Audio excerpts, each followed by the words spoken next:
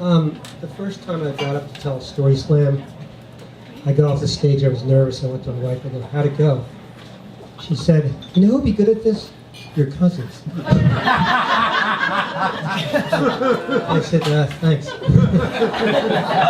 My cousins would be good, but the person in my family that I really loved the stories of was my Uncle Charlie, because he was just, everything was so dramatic in what he said and did. I was 10 years old, I was living with my grandfather at the Jersey Shore. Phone rang. It's my Uncle Charlie, he was my godfather. He said, Patrick, where's everybody? Uncle Charlie, they're all at the beach, I'm here alone. He goes, well, I want you to do something for me, it's very important. Can you do it? I go, yes, Uncle Charlie, what do you want me to do? He goes, I want you to go tell them something. What do you want me to tell them? Tell them I'm dying. He said, what? Oh, okay. Hurry up. I'll wait on the phone. You go tell them. I run to the beach. I'm running around. I find the family all together. I run and go, Uncle Charlie is on the phone. He's dying. Well, my uncles go, he's been dying for years. I go, well, what do you want me to tell him? They said, say we'll send a hearse around. I run back to the house. Get on the phone. Uncle Charlie, I told him. He goes, what'd they say? I said, they're very concerned. They want you to get a ride. And he said, okay, Patrick, good idea. I'm going to get off the phone and call an ambulance. I go, good idea, Uncle Charlie. He lived 30 more years. He was perfectly fine.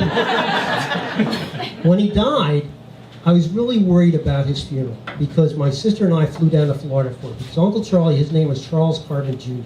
Like a lot of juniors, he was born under a shadow. His father, Charles Carvin Sr., was one of those self-made men, rags to, not riches, but he did okay in the textile industry in Philadelphia. And Uncle Charlie was born with a silver spoon in his mouth, lived in mansions, but he liked to gamble. And gambling was like dreaming. He was a dreamer. So he went from mansions to smaller houses. By the time he died, he was in a modest little apartment in Florida. And I said, what is this funeral service going to be like? This is going to be sad. My sister and I were sitting, it was a Catholic church, so they didn't have any family speak. The priest was speaking, and then he said, we have an unusual request.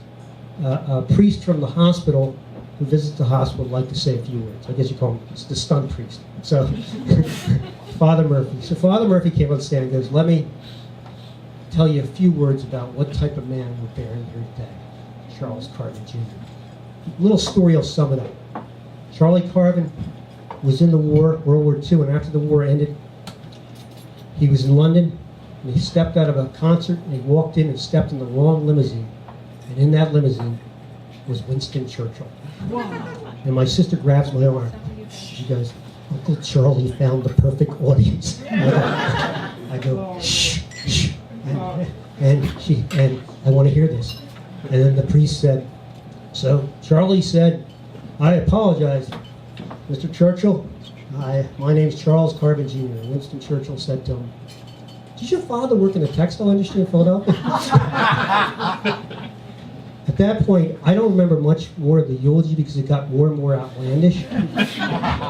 All I remember was the last thing he said. At this point, the priest had worked himself into a frenzy. His voice was hoarse, his eyes were teary, and he said, to think of the world events he shaped, to think of the magazine covers he graced, to think of the lives he saved.